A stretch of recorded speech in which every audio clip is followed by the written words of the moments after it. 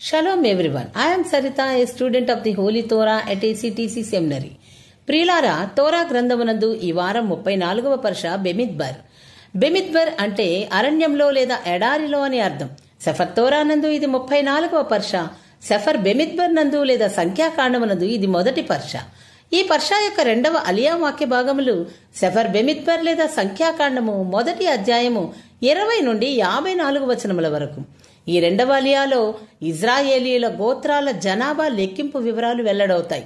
మోషే మరియు అహరోన్ 12 గోత్రాల నాయకుల సహాయంతో 20 సంవత్సరాలు మరియు అంతకంటే ఎక్కువ వయసు గల పురుషులను లెక్కించారు. ఈ లెక్కింపులో రూబేన్, సిమ్యోన్, గాద్, యూదా, ఇస్సాకార్, జెబూలూన్, ఎఫ్రాయిం, మనష్షే, బెన్యామిన్, దాన్, ఆషేర్, నఫ్తాలి గోత్రాలు ఉన్నాయి. ప్రతి గోత్రం నుండి లెక్కించబడిన వారి సంఖ్యను ఈ అలియా వివరిస్తుంది.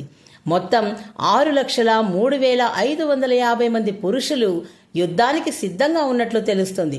అయితే లేవి గోత్రం ఈ లెక్కింపులో చేర్చబడలేదు, ఎందుకంటే వారు పరిశుద్ధ గుడారంలో సేవలో నియమించబడ్డారు. ఈ లెక్కింపు ఇజ్రాయేలీల సైనిక మరియు సామాజిక సంస్థాగత నిర్మాణాన్ని బలపరుస్తుంది. వారి వాగ్దాన భూమి ప్రయాణానికి సన్నాహకంగా ఉందని చూపిస్తుంది. ఇలాంటి మరిన్ని తోరా పాఠాలను తెలుసుకున్నటకు మా యూట్యూబ్ ఛానల్ను సబ్స్క్రైబ్ చేయండి. షలోమ్ లెహిత్రోత్.